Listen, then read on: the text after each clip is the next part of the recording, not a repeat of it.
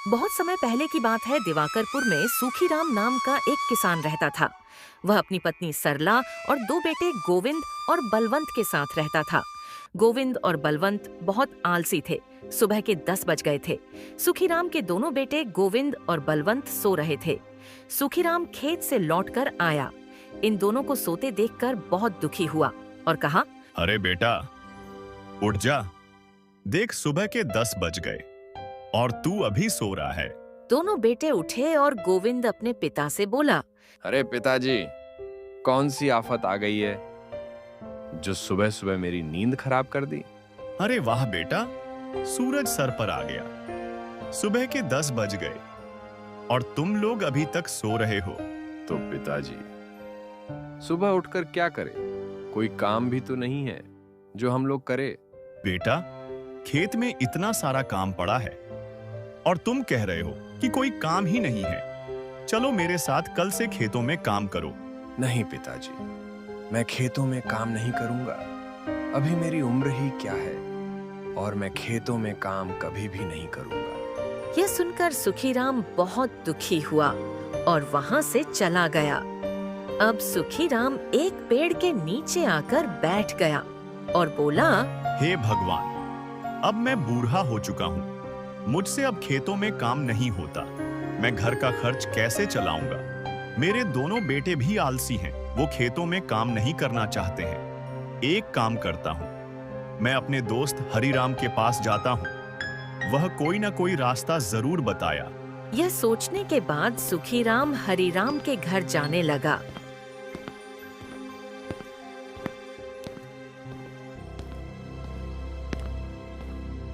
और कुछ समय बाद सुखीराम हरिराम के घर पहुंचा।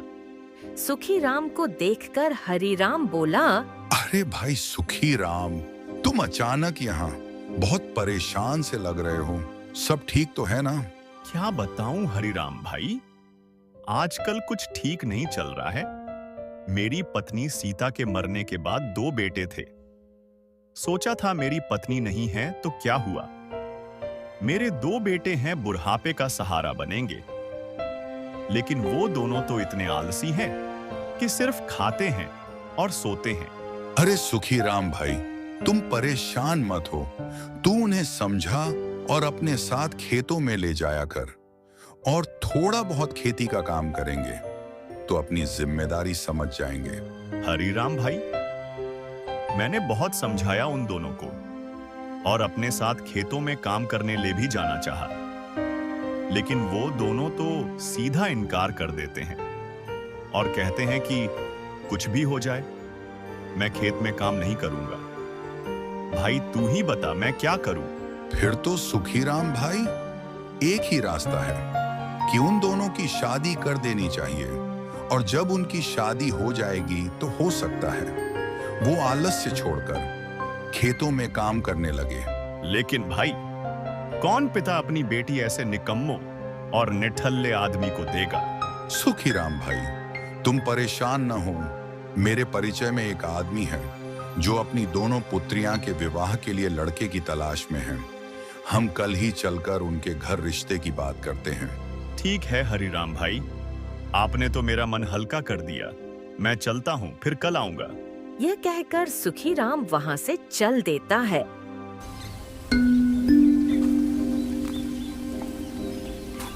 अगली सुबह सुखीराम और हरिराम उस आदमी के घर जाने लगे जिसका नाम आसाराम था।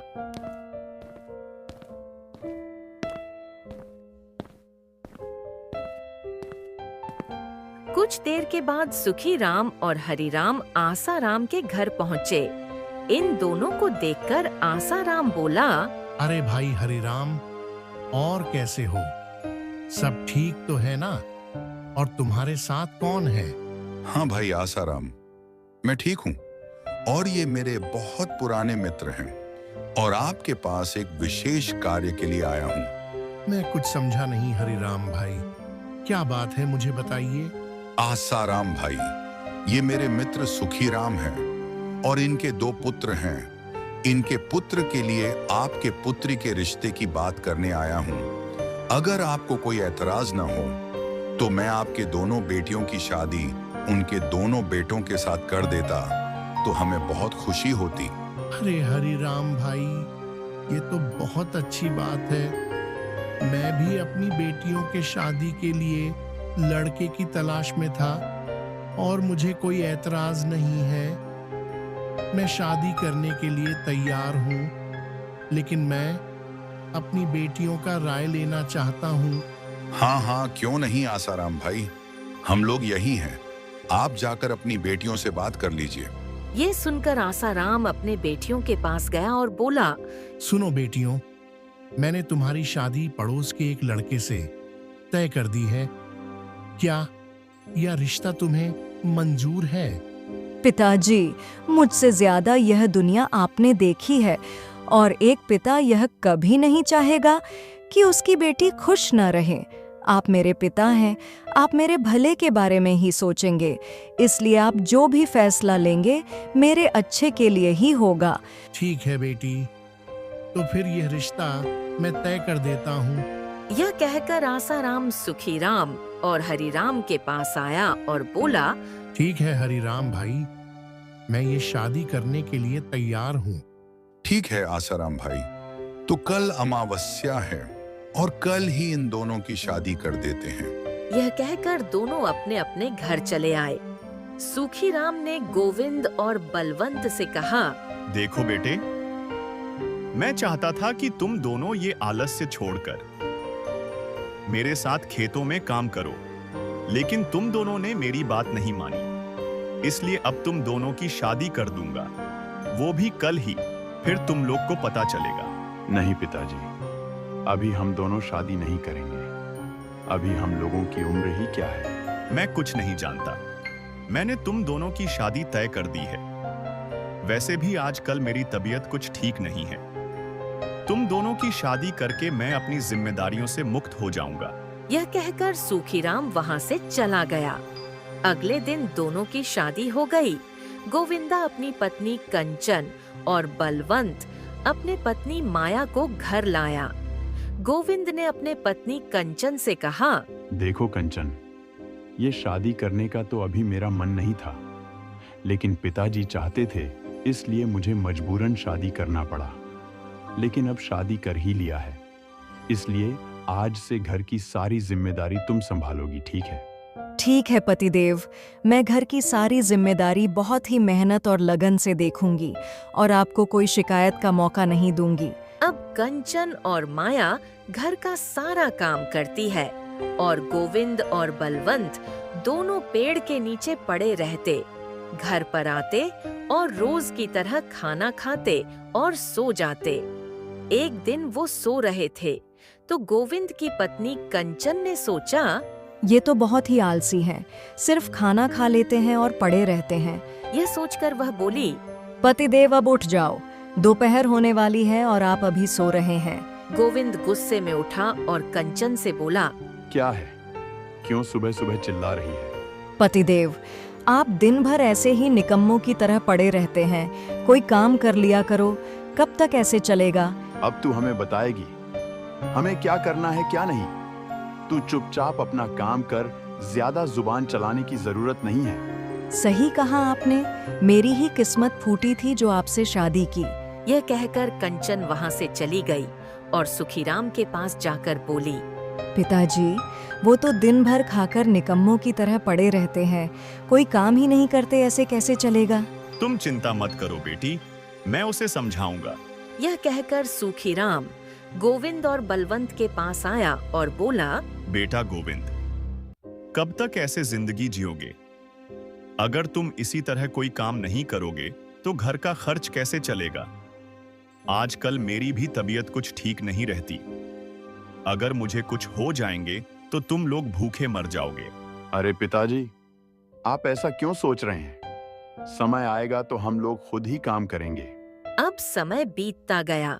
एक दिन सुखीराम की तबीयत अचानक खराब हो गई। उसने अपनी दोनों बेटों को बुलाया और कहा, बेटा, मुझे लगता है अब मैं नहीं बचूंगा। मैंने तुम लोग से एक राज छुपा कर रखा था। राज? कैसा राज पिताजी? ये आप क्या कह रहे हैं? ध्यान से मेरी बात सुनो बेटा। मैंने अपने खेतों में खजाना छुपा कर रखा था। सोचा था जब मेरा बुरा वक्त आएगा तभी उसे निकालूंगा, और मेरा समय आ गया है। तुम लोग अपना ध्यान रखना। यह कहकर सुखीराम हमेशा हमेशा के लिए चला गया। अब सभी लोग मायूस बैठे थे।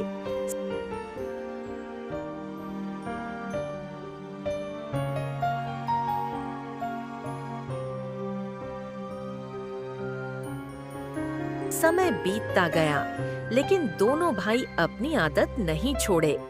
अब कंचन को टेंशन होने लगी। घर में खाने को अनाज भी नहीं बचे रहे। वह अपने पति गोविंद के पास गई और बोली, अरे पतिदेव, ऐसे कब तक चलेगा? अब तो घर में कुछ खाने तक नहीं है। अगर आप ऐसा करते रहे तो हम एक दिन भूखे मर जाएंगे। एक काम करो, तुम पड़ोस के गांव में काम के तलाश में जाओ, जिससे घर का खर्च चल सके। ठीक है कंचन, मैं आज कोई न कोई बंदोबस्त कर दूंगा। तुम परेशान मत हो, तुम्हें आज भूखे नहीं सोना पड़ेगा।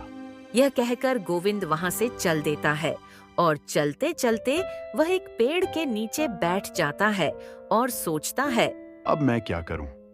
घर में कुछ खाने को भी नहीं है और अब तो पिताजी भी नहीं है।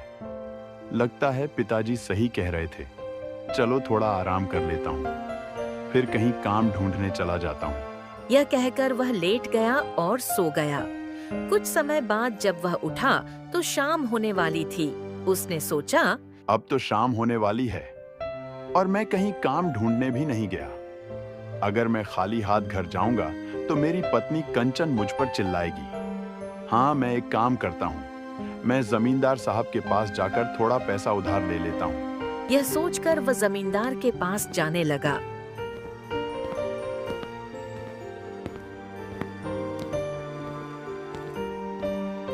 जमींदार के पास पहुंचकर गोविंद बोला, जमींदार साहब, जैसा कि आप जानते हैं कि मेरे पिताजी की मृत्यु हो गई है और मेरे पिता ही एकमात्र सहारा थे।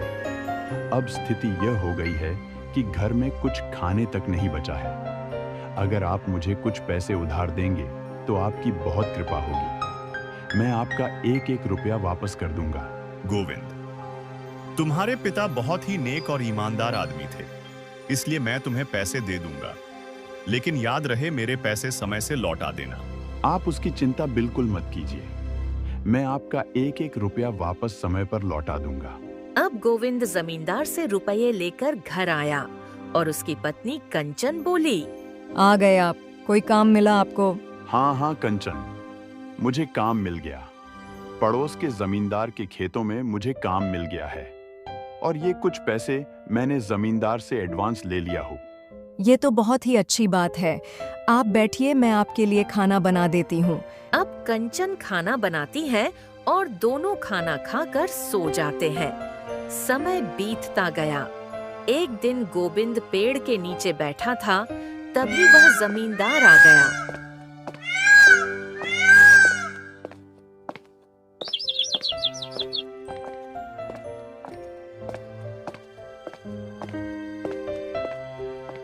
जमींदार ने गोविंद से कहा, गोविंद, तुम्हें पैसे दिए काफी दिन हो गए, तुमने अभी तक मेरे पैसे वापस नहीं किया।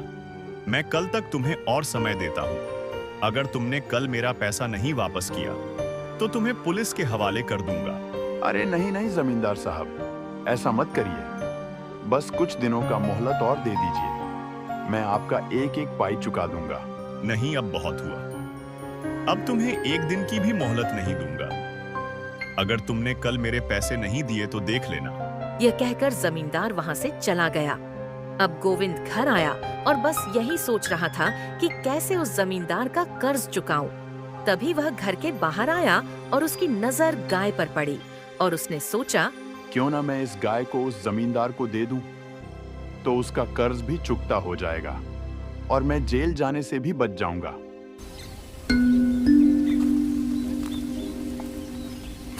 अगली सुबह गोविंद उस गाय को लेकर जमींदार के पास गया और बोला, जमींदार साहब, ये मेरी गाय है और कर्ज के बदले मेरी ये गाय ले लीजिए और मुझे कर्ज से मुक्त कर दीजिए।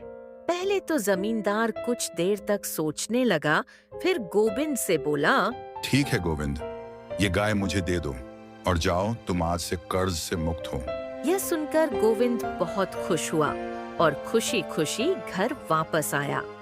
अब जब कंचन घर से बाहर आई तो उसने गाय को न पाकर वह गोविंद के पास आई और बोली, अरे पतिदेव, अपनी गाय नहीं दिख रही है, क्या तुमने देखा है? अरे कंचन, वो बूढ़ी गाय को तो मैंने उस जमींदार को दे दिया, और वैसे भी हम उसे फालतू में ही चारा देते थे। वैसे भी वह किसी काम की नहीं थी। ये तुम क्या कह रहे हो पतिदेव? वह गाय तुम्हें फालतू लग रही थी और वह कुछ दिनों में बछड़ा देने वाली थी। फिर उसके बाद वह बहुत सारा दूध देती। लेकिन एक बात समझ में नहीं आई, तुमने गाय को जमींदार को दिया क्यों? मुझे माफ कर दो कंचन, मैंने तुमसे एक झूठ बोला था। झूठ? कैसा झूठ? सच सच बताओ, बात क्या है? कंचन, दरअसल मैंने तुमसे झूठ बोला था कि मेरा काम जमींदार के खेत में लग गया है। मेरा कोई काम नहीं लगा था और वह पैसे मैंने जमींदार से कर्ज लिया था और पैसे चुका नहीं पाया, तो जमींदार के कर्ज से बचने के लिए वह गाय मैंने जमींदार को दे दिया। यह सुनकर कंचन के पैरों तले जमीन खिसक गई और बोली, इतना बड़ा झूठ बोला मुझसे। मैं तो सोच रही थी कि आप आलस से छोड़कर आप मेहनत करने लगे, लेकिन नहीं, मैं ही गलत थी जो तुम पर विश्वास किया। लेकिन अब नहीं, अब मैं अपने पिताजी के घर जा रही हूँ और अब तभी आऊंगी जब तुम कोई काम करने लगोगे। यह कहकर कंचन वहां से चली गई। समय बीतता गया। गोविंद अब परेशान बैठा था, तभी उसे याद आया और बोला, पिताजी कह रहे थे कि खेतों में सोना छिपा कर रखे हैं और कहा था बुरा वक्त आएगा तो निकालूंगा।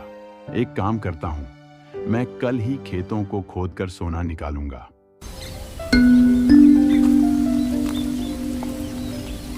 अगली सुबह गोविंद अपने खेतों में काम करने लगा। सुबह से शाम हो गया, तभी वहाँ गांव के मुखिया जी आए और बोले, अरे बेटा गोविंद, ये तो बहुत अच्छा बात है, तुम खेतों में काम कर रहे हो। एक काम करो, तुम इसमें गेहूं के बीज डाल दो। यह कहकर मुखिया चला गया। अब अगले दिन गोविंद ने खेतों में गेहूं के बीज डाल दिया। कुछ दिनों बाद उसमें अनाज लग गए। गोविंद अनाज को लेकर घर आया और एक साहूकार को बुलाया। साहूकार अनाज को देखा और बोला, ये तुम्हारे अनाज तो बहुत ही अच्छे हैं। ये तो अनाज नहीं, खजाना है।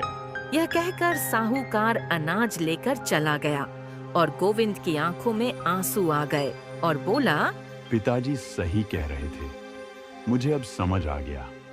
मुझे इसलिए मेहनत करने के लिए कह रहे थे। खेतों में जितना ज्यादा मेहनत करोगे, उतना ही अनाज के रूप में खजाना मिलता रहेगा। अब मुझे अपनी पत्नी को वापस लाना होगा। यह कहकर गोविंद कंचन के घर गया और उसके पिता से बोला, मुझे माफ कर दो पिताजी, मुझसे बहुत बड़ी गलती हो गई। लेकिन अब मैं एक मेहनती किसान बन गया हूँ और अपनी पत्नी कंचन को अपने घर ले जाना चाहता हूँ। ठीक है बेटा, अगर तुम एक मेहनती आदमी बन गए हो तो तुम मेरी बेटी को ले जाओ। अब गोविंद कंचन को घर लाता है और खुशी खुशी रहने लगा।